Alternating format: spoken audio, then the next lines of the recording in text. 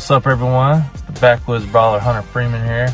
I'm letting you guys know that you can check me out at Drinkin at Mo's podcast. Me and Big Mo, man, we talk about everything from life to wrestling to drinking beer. It's a good time. I enjoyed it. I hope you guys enjoy it. I'll see you guys later. Peace out.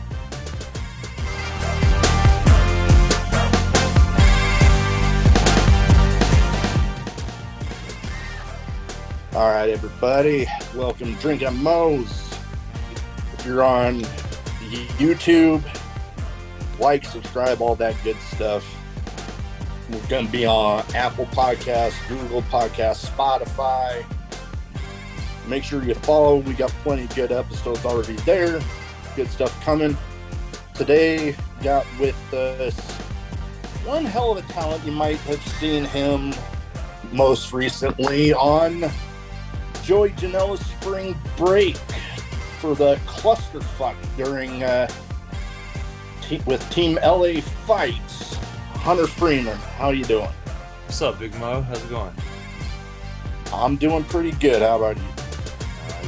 Another thing. I'm gonna join you. Swig a beer.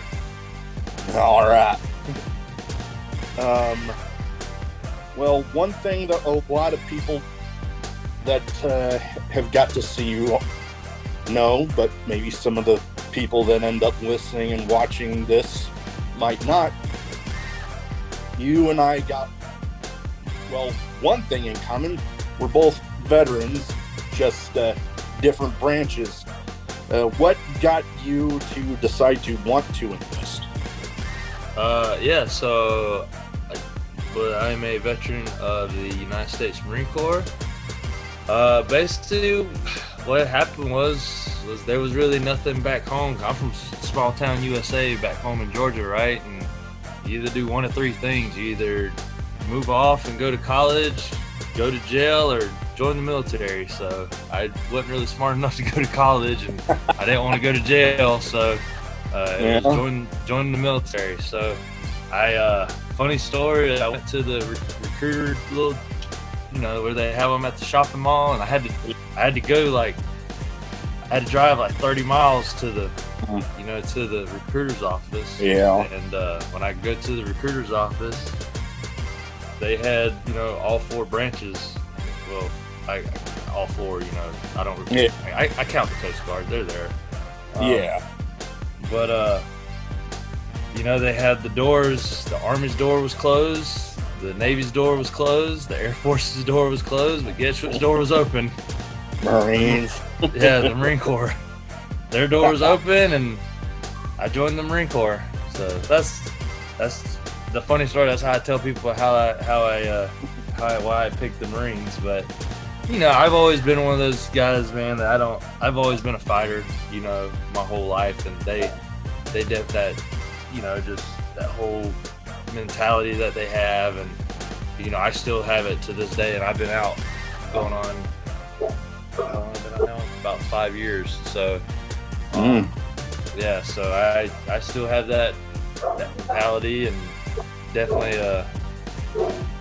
I'm glad I did it. Definitely a good time. Oh yeah, same with me. I kind of have a funny thing with getting in the Navy myself. I was out of college, graduated degree wasn't really getting me anywhere. Working at a gas station, I'm like, you know what? I thought, why not just go and talk to him? And then cutbacks started happening at the gas station, and my spot was one that got cut. So I'm like, well, guess I might as well do it now. Might as well. It's weird how it works, huh? It's weird how it works. Oh, definitely. And turn out way better, I feel. Oh yeah, no, definitely. I definitely consider myself better off than before I went in, for sure. Yeah, I wouldn't be wrestling if it wasn't for the military. Oh yeah.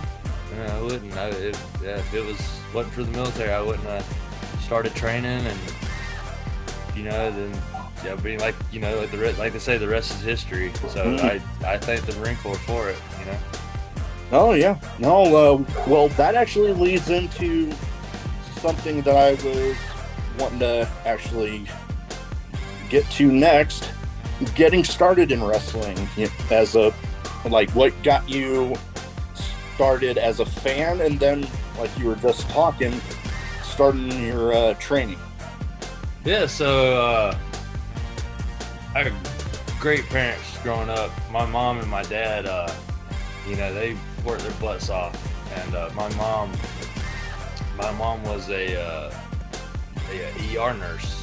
So she worked night shift at the hospital working in the ER. My dad, he froze there. Oh, it did? Over here? Yeah, on my end it seems frozen. Uh-oh. Oh, you're there. You're taking a sleep. I see you. There we go. Anyway, technology, baby, technology. Yeah, gotta love it. Yeah. So my mom, she was a ER nurse. She worked, night shift, working at the hospital. And my dad, he was I guess the best way to say it, he does like land appraisals.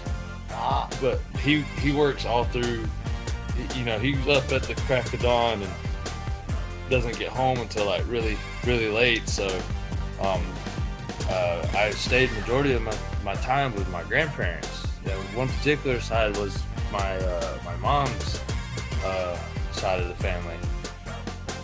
So basically what happened was my grandfather, he was struck by a drunk driver in the 70s. So he was confined to a wheelchair. And so him being confined to a wheelchair, there wasn't really much of the whole, going out and playing catch or anything like that, because things were kind of tough. My grandma did as much as she could, but it's not like, like I said, both my parents worked hard. Both my parents were there for me, don't get me wrong, but it was, being my grandpa, he wasn't really able to do a lot, and he was a huge, huge wrestling fan, and so that was one thing.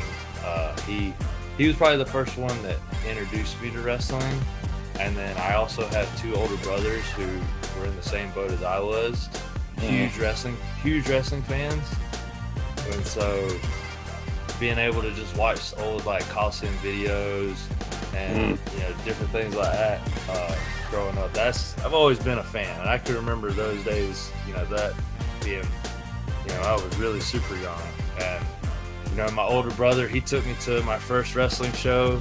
He took me to WCW, a Nitro at the Macon Coliseum. I'll never forget it. And then like 2 years later, he took me to a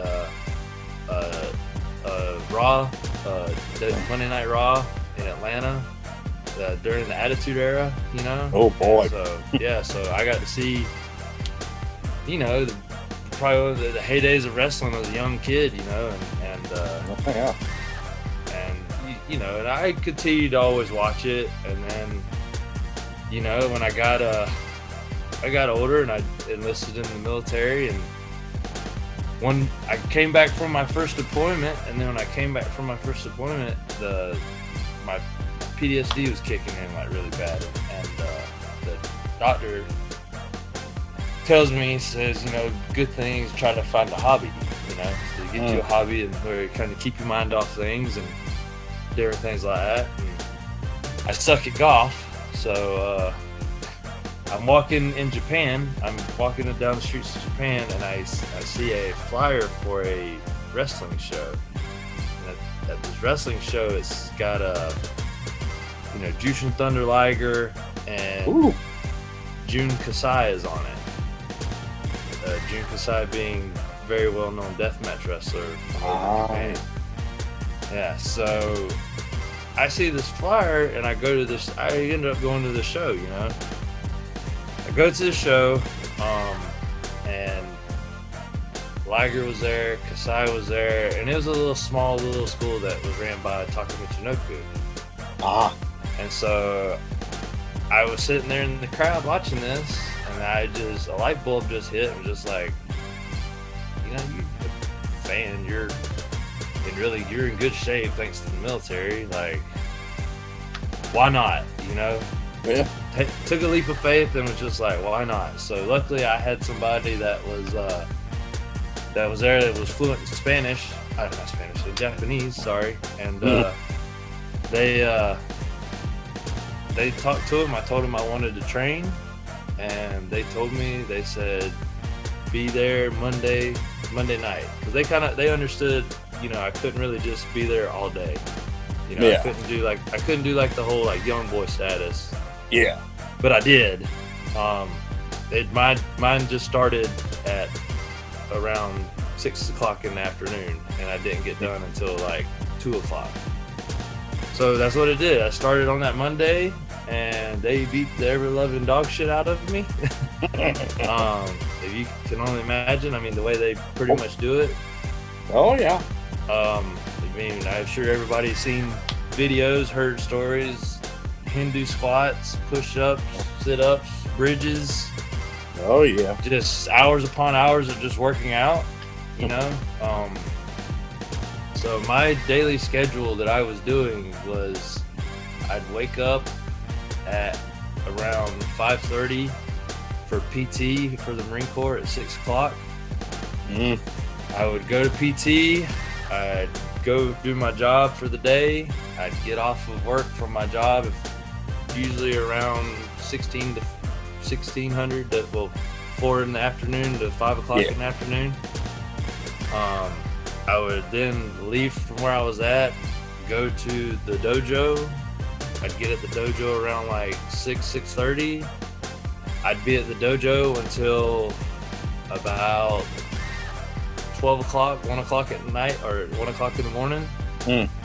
Go home, shower, sleep, get right back up, do it all again, back at 5:30, 6 o'clock in the morning. And I was doing this 5 days a week. I would go on weekends if I was able to go to a show. I would go to the show, help out, do what I had to do.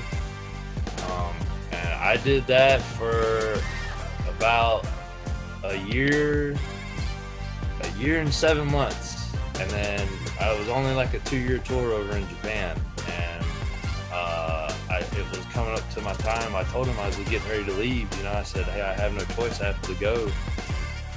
And they were cool. They saw how much, you know, I was busting my ass, and you know, and within that year and about 7 months, right there, I had about a year left over there, and I can say that my wrestling career I debuted over in Japan.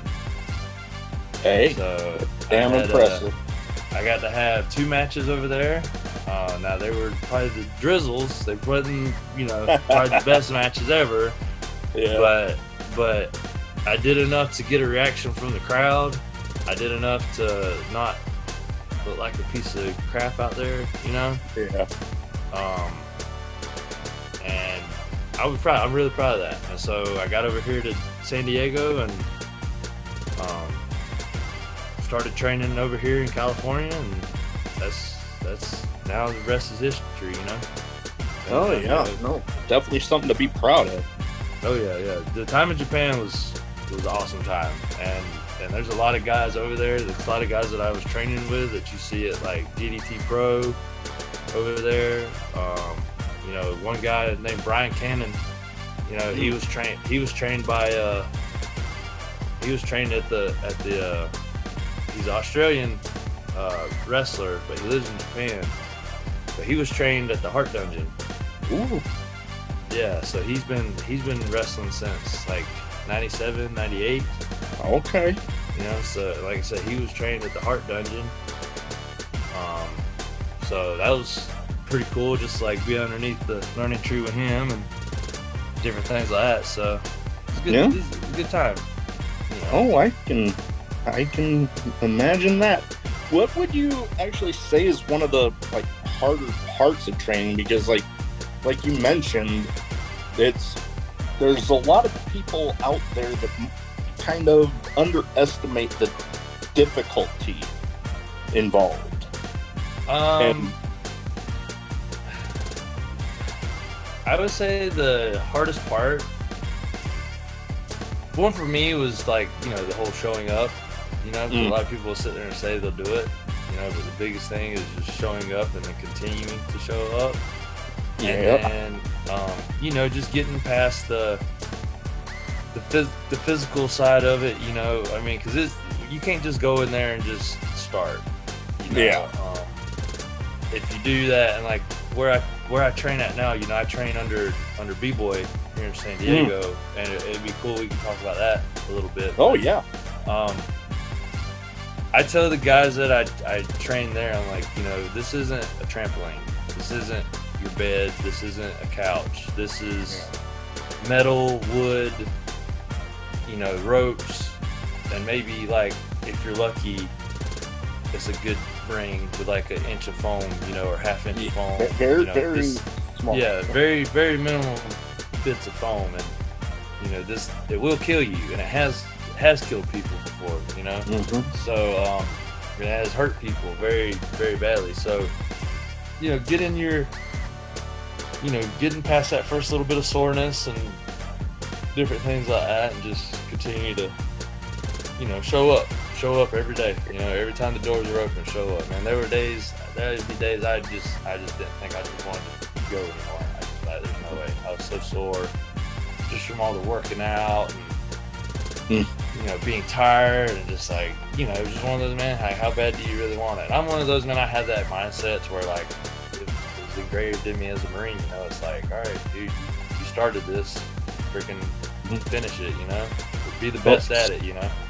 Same for me. I have that mindset myself. If I'm gonna start it, you damn well better bet I'm gonna finish it. Oh yeah, no doubt. That's it. And but yeah, that was the thing over in Japan. Like even when I got stationed over here, like in San Diego, I was already like looking where to train at. And I was lucky, man. I trained at SoCal Pro with you just had him on your show not so long ago with SoCal Crazy. Oh yeah, one of my real good friends.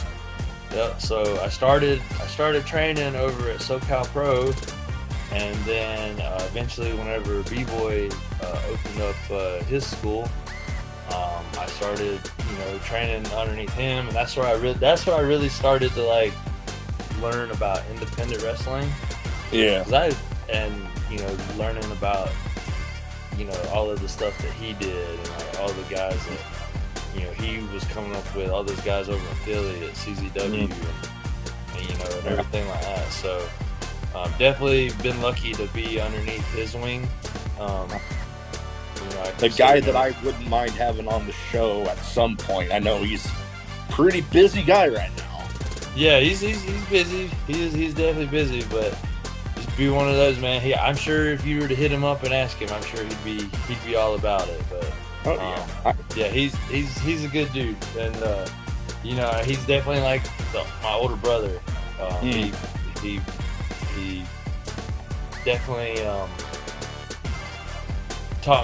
he's taught me a lot, and he's taught me like things I need to know about wrestling, the do's and the don'ts. And I can definitely say that within this past year and a half, it's definitely helped out a lot. And I can just see just by like the opportunities at the places I've been able to wrestle and things like that. Yeah, it's been, and just the people I've been able to meet and learn from, and you know, all these like just being able to spend like 30 minutes to an hour talking with, you know, Jimmy with Jay Briscoe and Mark. Yeah. You know, being at these shows and just being able to like sit with Jay and Mark and just learn from them, and to be able to sit down with like Nick Gage, and for Nick Gage, like really a huge honor. Nick Gage watched one of your matches. Yeah, I can imagine. And to tell you like, hey, this is what was good, this is what was bad, you know. So, you know, that's been pretty cool. That's been really, really cool. And you know, and I'm lucky that I get someone like B-Boy. He does that with all of my matches. So I'm pretty lucky about that. Oh yeah, when I was stationed down there in San Diego, he quickly became one of my absolute favorites. He's good, man. He's very, very good. Oh yeah, when I saw he was starting to make his comeback from that injury he had, I'm like, oh man, I was pumped. Yeah, he's been going nonstop. Yeah, he's been doing good. So he's He's motivated, and he's definitely on the warpath. Oh, I can sure tell from the matches that I've been able to see since he's been back. You can definitely tell he's on a warpath. Oh yeah. So we talked a little bit about getting started. What are some of your memories from getting started as a fan? What are some of your favorite matches as a fan? You know, getting to watch, and some that you've been in. Okay. I always tell folks the first wrestling match I remember ever watching was Hulk Hogan versus Bad News Brown. It was I want to say like a Saturday night main event, or like one of those. I can't remember what it was, but it was one of those syndicated shows they had. Yeah, it was one of those shows. It was in the late '80s, you know. Yeah. But it was on one of Hulk Hogan's like Hulkamania 4 from Coliseum Video. But I remember that was the first wrestling match that always pops up to mind, as I remember it being the first one. Yeah. You know, and then Hogan and Andre, and knowing like how big that match is, you know, today as a wrestler and as a wrestling fan, like that's history. Oh yeah. I've always been a huge in the early '80s. I've always been a huge like Hulk Hogan, you know, Jake Roberts, Roddy Piper. You know, like those were always guys like that I really liked and really watched. Dusty Rhodes, you know, and then my brother, he was always real big on like WCW, NWA.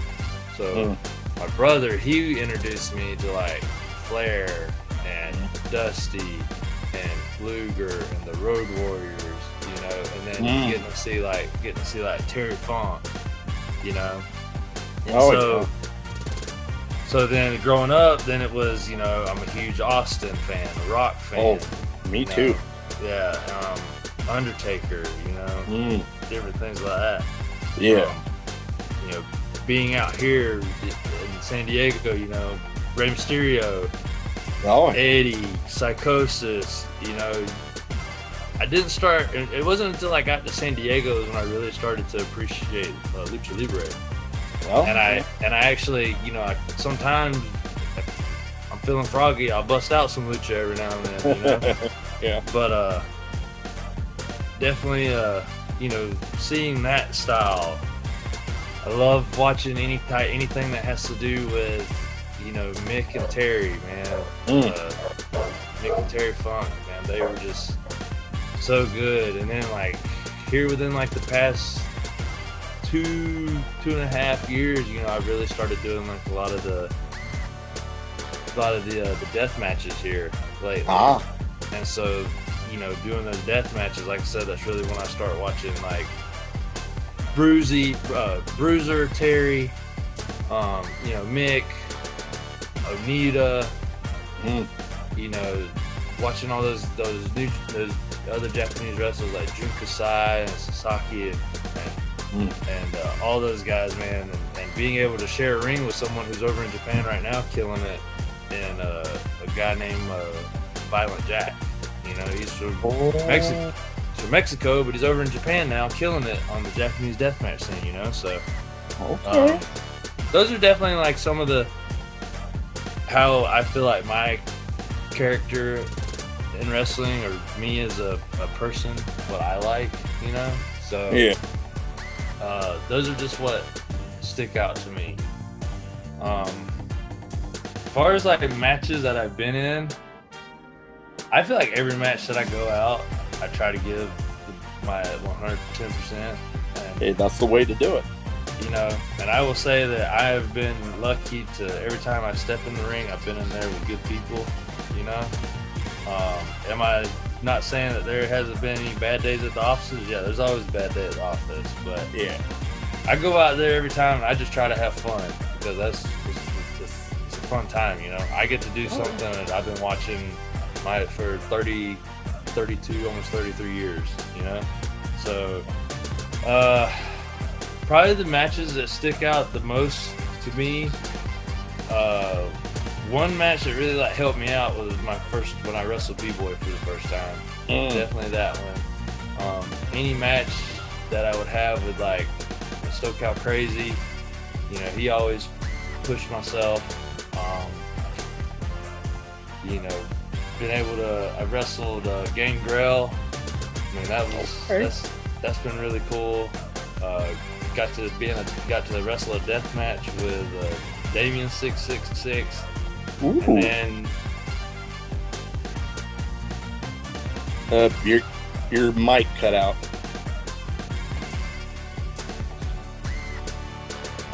I think your mic's still not working. Yeah, there you go. Oh, there we go. Yeah. So, yes, I was in there with Bestia. Had a death match with him. You know, every person I've been in the ring with has been a lot of fun. You know, Andy Brown, he's another one. I go out there. If me and him ever touched, we always have good matches. You know, it's been good. Speaking of those death matches, I've not really talked with anybody yet that has been in too many of those. What is it like in those? Like, I've watched plenty of them.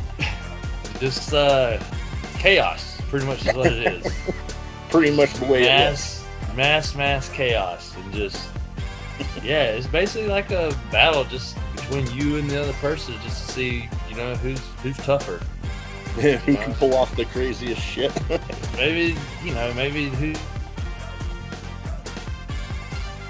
Oop. You cut out there again.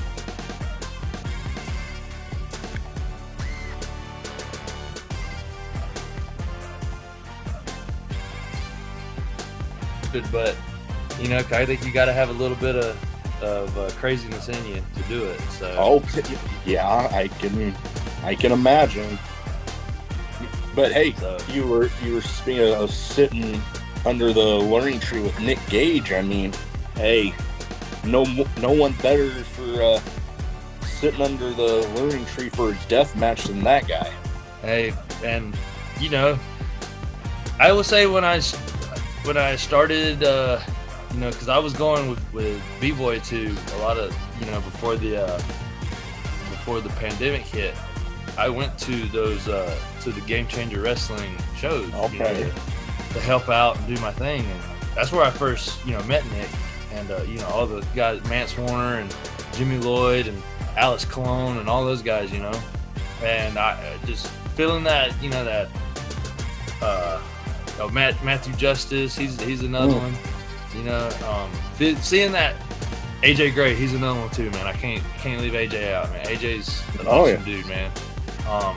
But like being around those guys and just seeing that like presence and that aura and like kind of that little swagger that those guys had, like you can definitely tell. And I was like right there, you know, like that's what I like. That's what I want to like try to like not copy, you know, but definitely try to let that mold myself and be my own person, give my own set of swagger to it. But you know, right there, you know, being able to like sit and talk with those guys and understand the why, and it's not just us just going out there and just beating the hell out of one another, giving, you know, telling a story, you know. So, things like that. Yeah, no, you definitely when sitting under the learning tree of guys, especially like that, or really anybody, it's one thing to take and like mold bits and pieces from all of them and making it your own thing, than just like complete carbon copy them. Yeah. And like I said, that's definitely not what I'm doing. I'm not trying to be a carbon copy of it. I'm trying to be my own person. It just definitely helps out a lot having sitting underneath those guys and learning from them, for sure, making it. Oh, definitely. And from everything that I've been able to see of yours so far, you're doing damn good. I appreciate that. Thank you.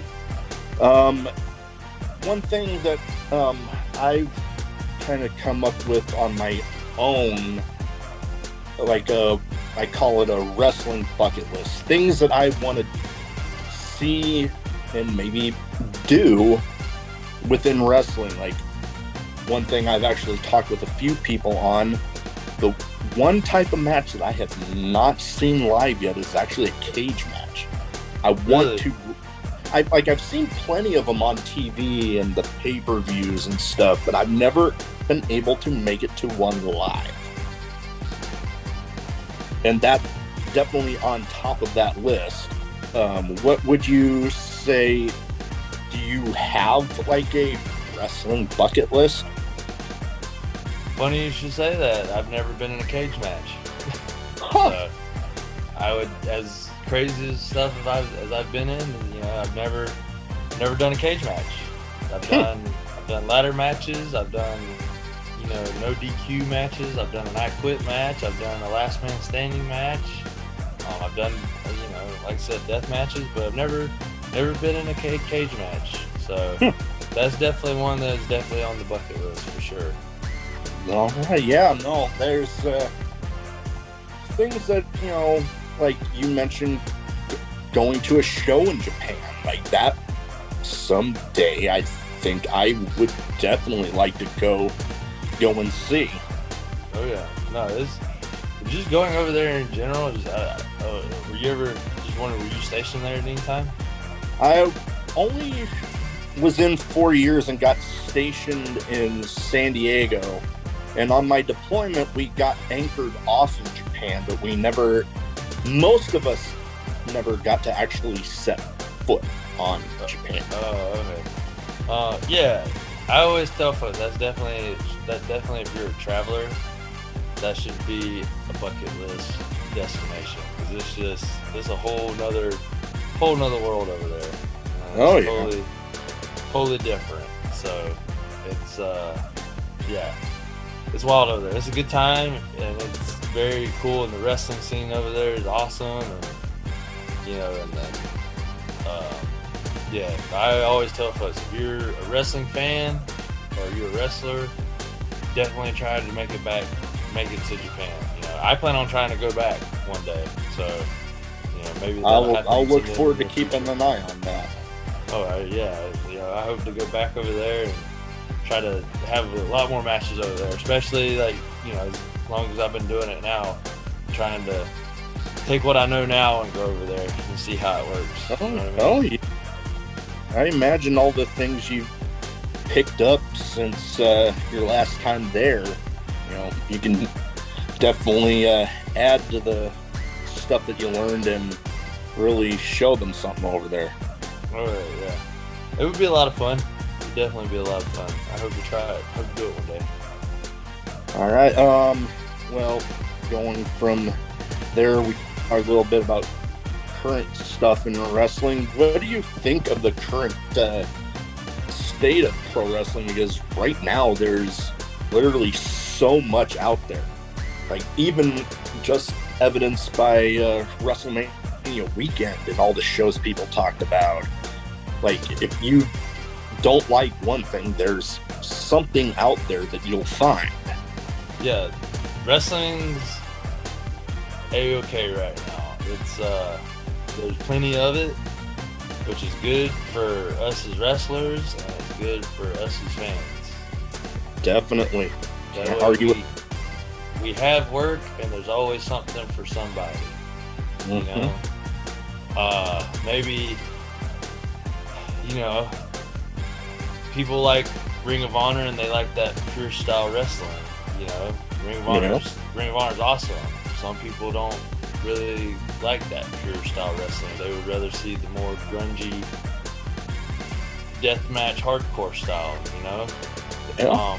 To each their own. Wrestling. That's what's so good about wrestling, is it has something for somebody. And that's what. And I might be going off script a little bit, or whatever. It really irks me sometimes when I hear a fan tweet or say something that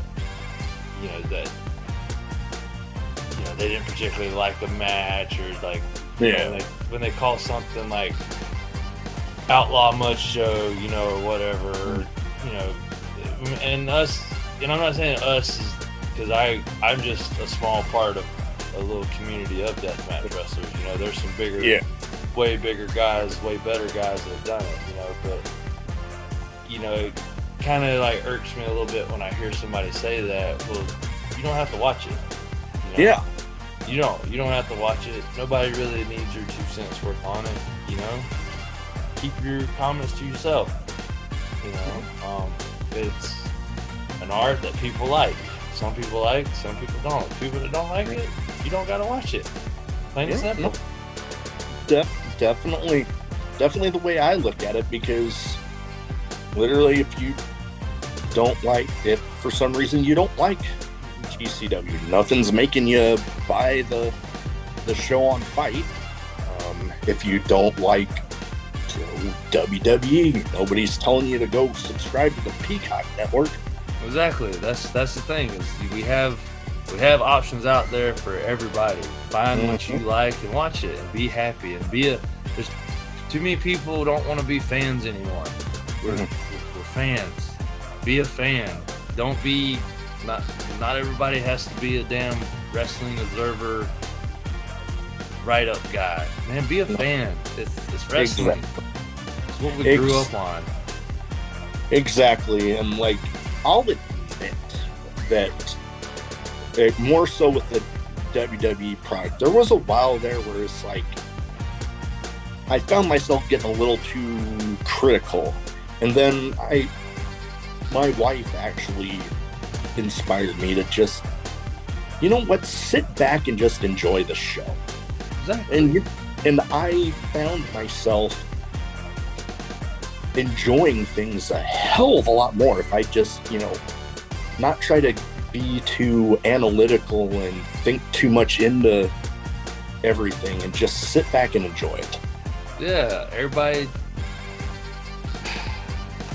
thinks they're out there writing damn Pro Wrestling Insider newsletters and blogs and different things. That's cool. If that's what you do it, but again, just sit back and watch and be a fan. I promise you're going to enjoy it a whole lot more. And if you don't enjoy it, well, find something else to watch. That's why there's so many options. If you watch something bad, put something on that you really enjoyed.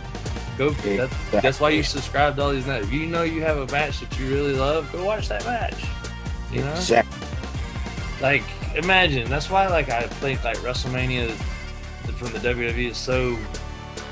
There are people that are going to talk about the matches that were on it, but I guarantee if you talk to somebody, they're going to say WrestleMania was awesome. You know why? Because they got to relive. Oop, cut out again.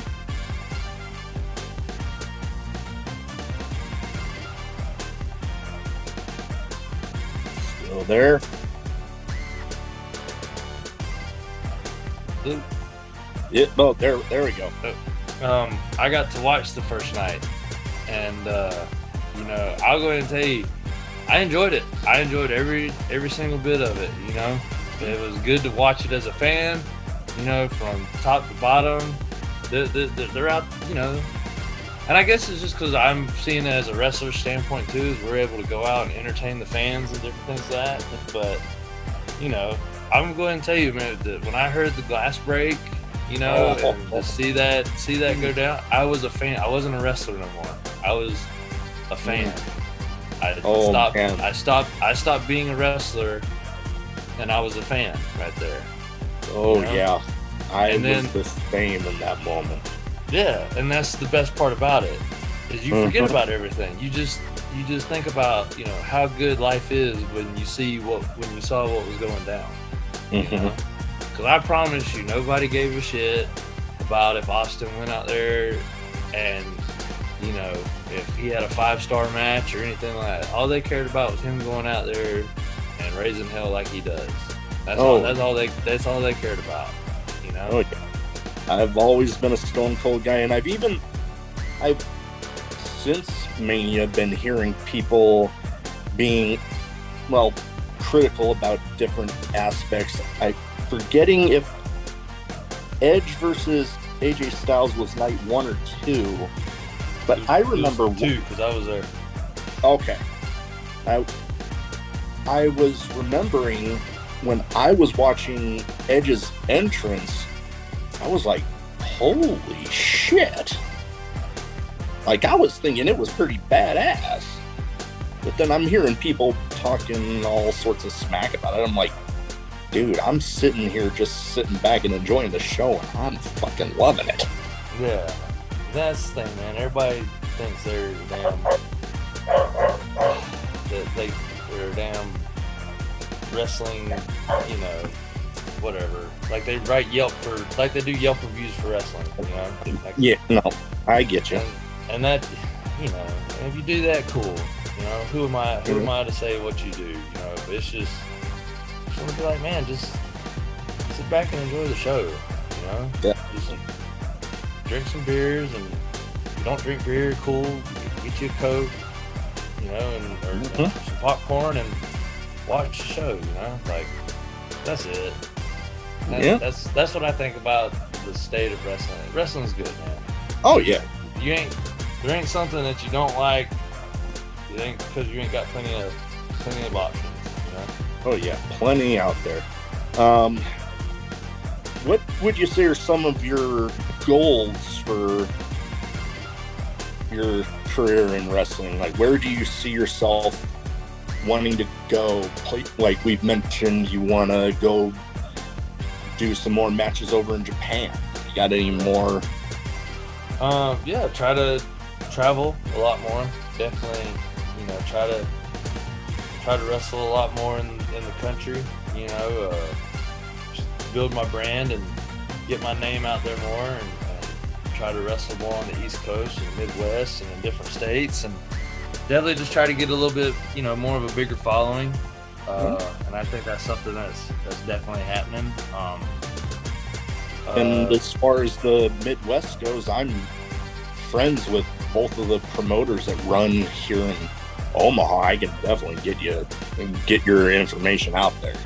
Oh man, I appreciate that. Yeah, I mean, I just, you know, I want people from all over just to be able to see, you know, like the product that I put out there, and you know, see what I got going on. Definitely, you know, being able to work for places like, you know, Game Changer Wrestling and with LA Fights, you know, that's definitely helped out a lot. And so, probably, you know, another thing is just try to be more active on their roster for sure, and I'm definitely getting opportunities with them to do that.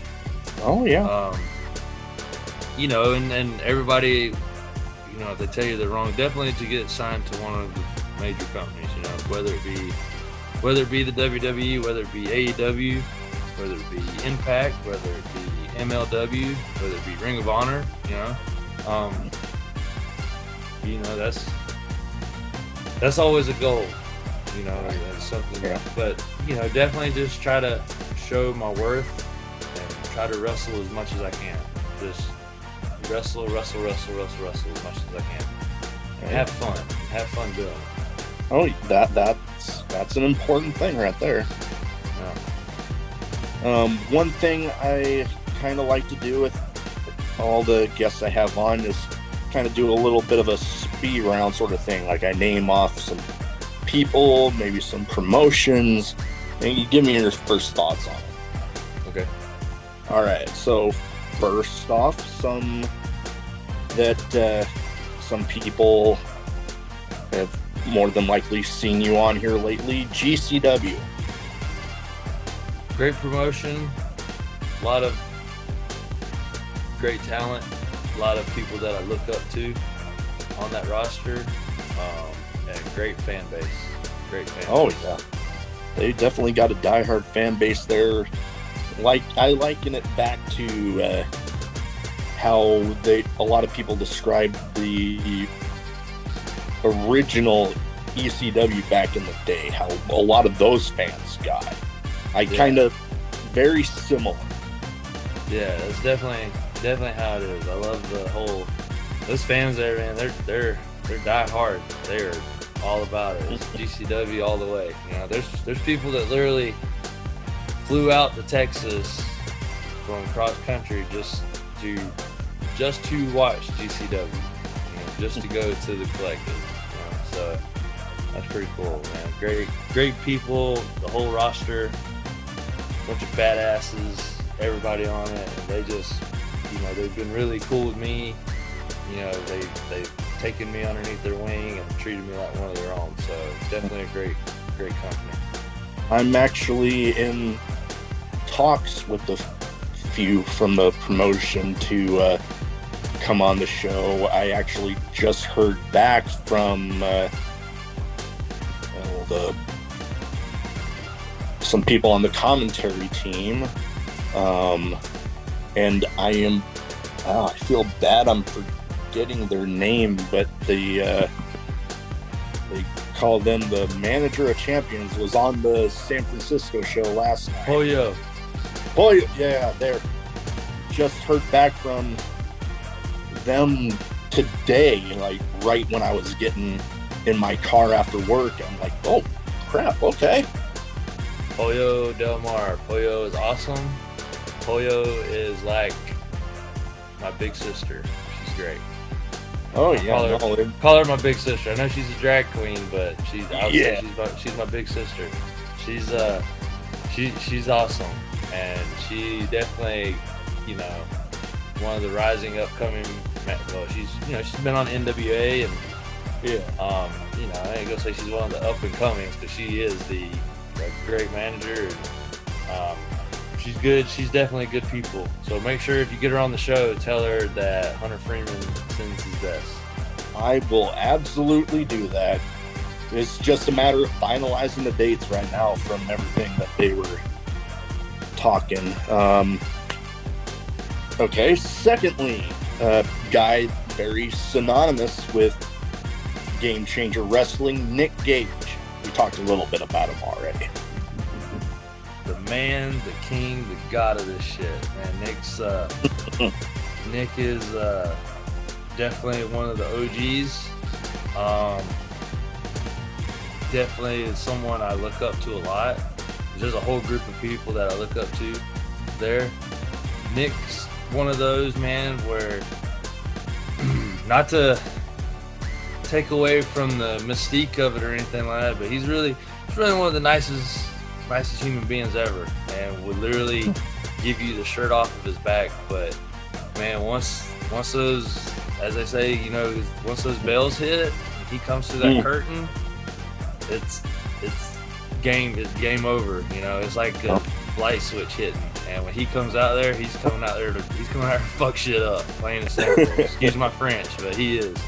And yeah, he's the best. He's the best in that, right? Him, and you know, he's one of the best, and he's definitely one that a lot of people in the deathmatch wrestling scene idolize. You know, so definitely, like they say, he's the god of that shit.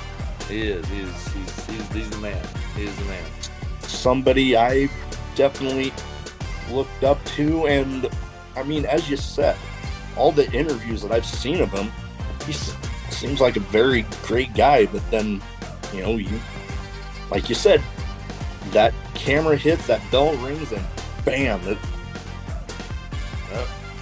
He's the man. Somebody I definitely hope to talk to someday.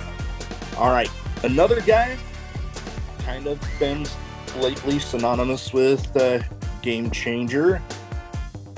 One of your trainers, B-Boy. The man, he's my big brother. Literally, definitely somebody who will always leads me in the right direction, tells me if I'm doing good, and he will stay true with me and tell me if I'm doing wrong. He's definitely helped me out a lot in this business. Like I say, he's like my big brother. He is.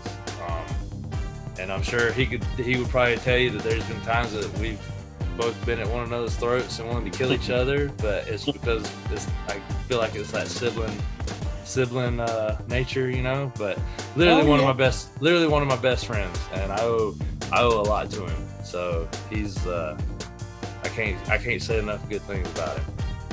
Oh, I've been a fan of him for a long time. Yeah, definitely one of the you know, originators of the style that you see today.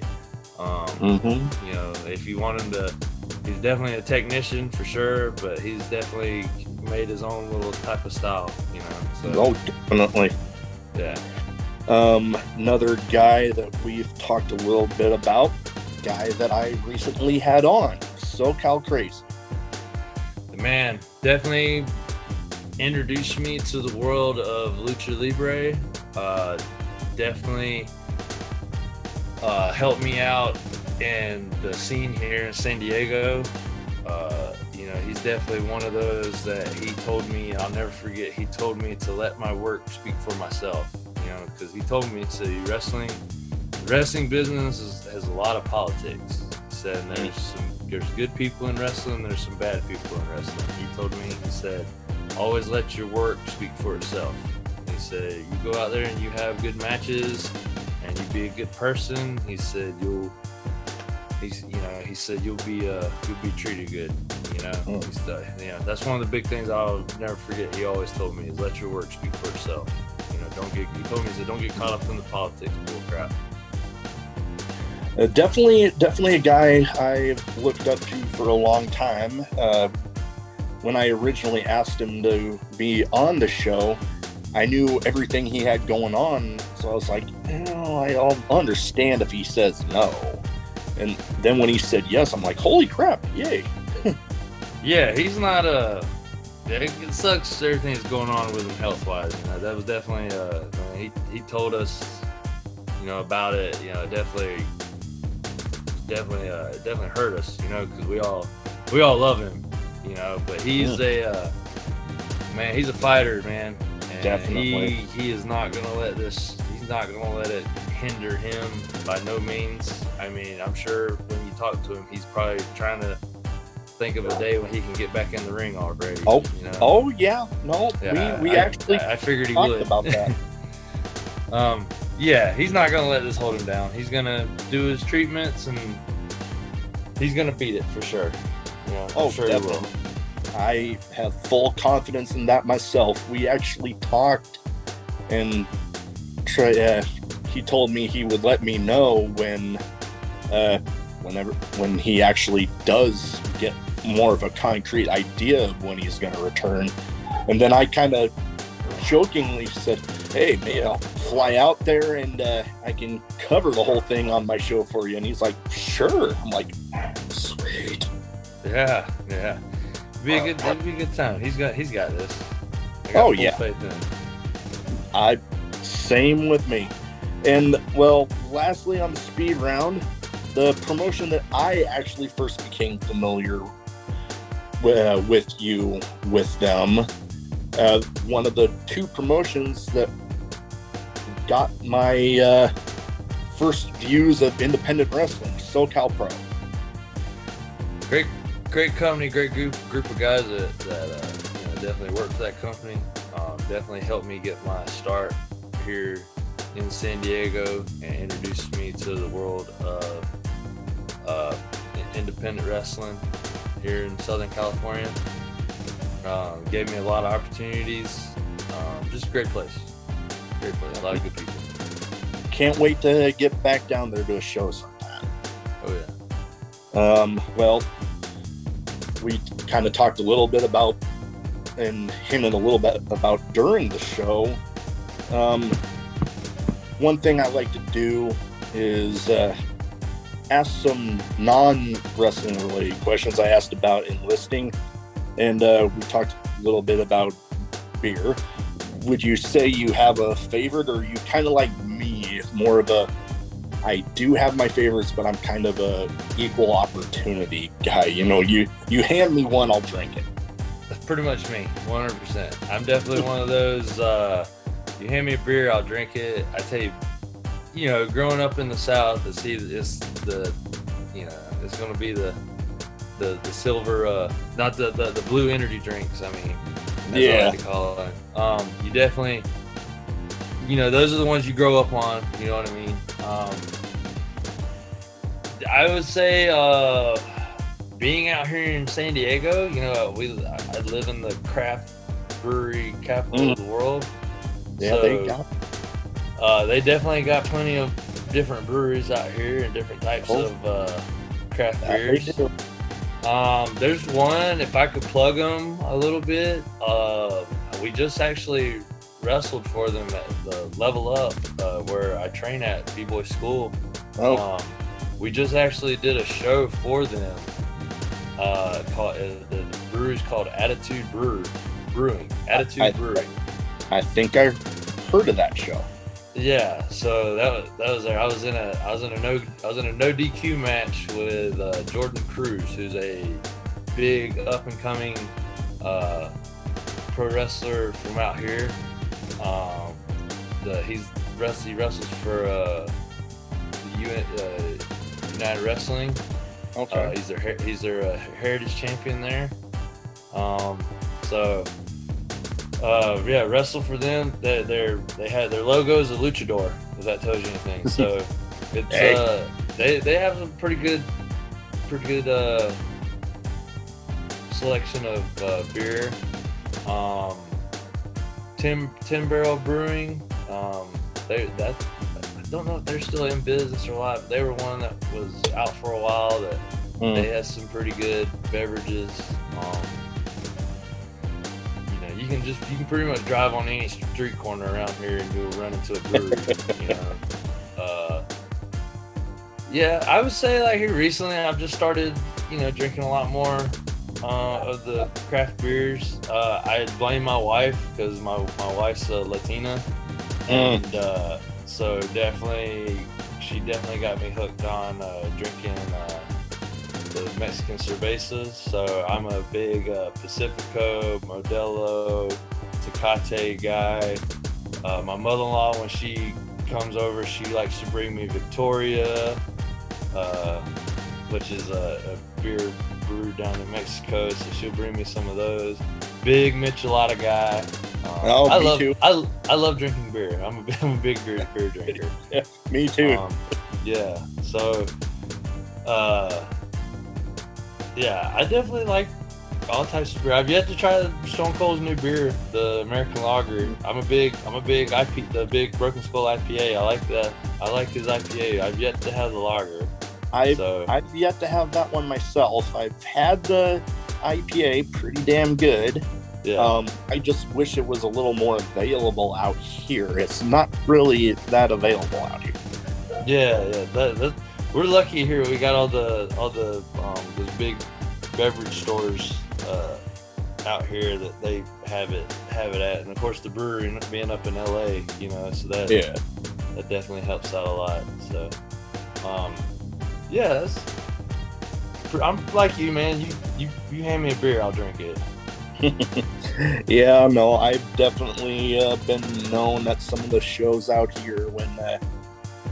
Oh boy, I remember I recorded a episode after a show out here, and I think I had about 2 buckets to myself, and I got, oh boy, I probably had a little too much. I remember getting out of my car to do a little thing at the end of the episode, and oh man, I went to get back in, not realizing that my keys were in my pocket. So I'm like, oh shit, where are my keys? I'm like, oh god. I call my wife, and then as I'm on the phone with her, I'm like feeling my pockets. I'm like, oh wait, they're in my pocket. I'm good. That's a good one. We've all had those stories before. Though I've had plenty, even from deployment. I remember. Well, this is one I'll go into. They, I don't know if they still do it in the Navy, but they had this thing where they said they were testing it out, where you get back on the ship from a foreign port, they breathalyzed you. And we were in Bahrain, And I remember at the club on base, there was a bunch of British Navy there at the time, and we were all ordering pictures, and I'm throwing them back picture for picture with them, and again another one of those way too much. And like if I had to get breathalyzed that night, I was failing the damn thing. And the people I was with knew that, and they're like, dude, just go to your rack, we'll sign you back in. And I just kind of snuck off in the back. I may notice I said I only drink beer now. I will on occasion take a shot on a special occasion. And I like, as far as like mixed drinks, I'm a margarita guy. I would drink I'm the same. I like a good margarita, especially if I'm eating some good Mexican food. I don't drink Jack Daniels no more. Everybody asks me, they're like, oh, you were in the military, you probably drink Jack Daniels. No, it's because of the military I don't drink Jack Daniels. I only drink Jack Daniels one day a year. I keep this day blacked out, and this is the only day that I will drink Jack Daniels. I'll drink it on Memorial Day. This is probably a bad thing to say, but I don't really care. I get one of the I don't get the big bottle. I get like the little smallest, not the little cocktail bottles, but like maybe like the little small bottle of Jack Daniels, like the regular handle like you usually see. Yeah. And I will drink that, and I will drink Jack and Cokes for one of my guys I was in the Marine Corps with, because Jack and Coke was his favorite drink. And I will drink, I'll have me a couple of Jack and Cokes, and that is the only time I will drink them, because the next day I do not feel good. And there's, like I said, there's a reason why it's only that one day that I'll do it. So we all have those drinks. It's like, we'll enjoy them every once in a while, but it's because of that day after that we're like, yep, now I know why I only drink these one time. Yeah. So like I said, I say it's for a special cause. Definitely, his name was Sam Peterson. He's my boy. I miss him dearly. But he is the only reason why I was drinking Jack Daniels, and he's the only reason why I drink Jack and Coke one time a year. That's it. All right. So, to kind of end things off, I want to give you a chance to plug your social medias, plug some upcoming events you have, so people can, keep an eye out for you. Cool. Yeah. So, as far as upcoming events, this Friday I'll be wrestling at Millennium Pro Wrestling. April 15th. Okay.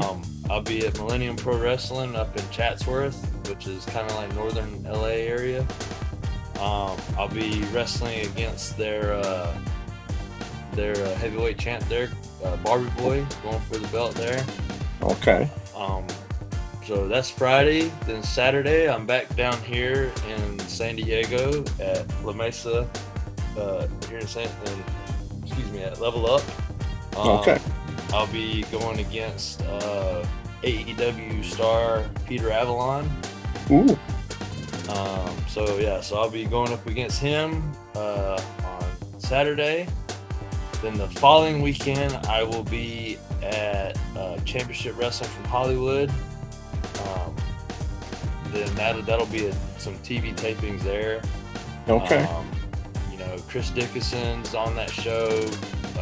PP Ray will be on that show. Bunch of people, that are out there right now. We're all going to be on that show. So that'll be on the 21st, and then try not to draw a blank. And then in May we have May 21st. Yeah, May 21st, I think it is. We have don't quote me on that. I'll have to get back with you to the day on that. But it's in May. Don't worry. I know we're doing another. We're doing a double shot. We're doing LA fights, and we are going to have Game Changer Wrestling later in the afternoon at 8 o'clock. So LA fights will probably go on at like 2 o'clock or 3, and then later at around 8 o'clock, Game Changer Wrestling. The name of their shows we don't know yet, but we know that they'll be later on that night. And then there'll be a bunch more.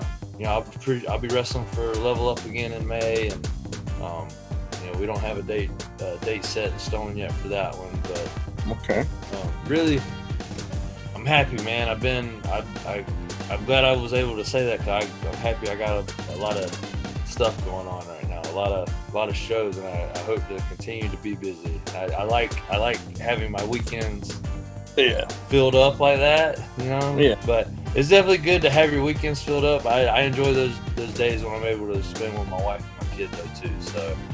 Yeah.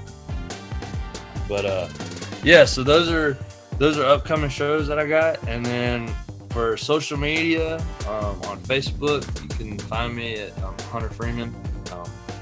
That is pretty simple. On Instagram you can find me at Backwoods Brawler. It's just spelled out. It's Backwood Brawler, BACKWOOD, and then Brawler. And then on Twitter, you can find me. My handle is look it up. Hold on. At Backwoods Brawler. It's at BCK Woods Brawler. So. Okay.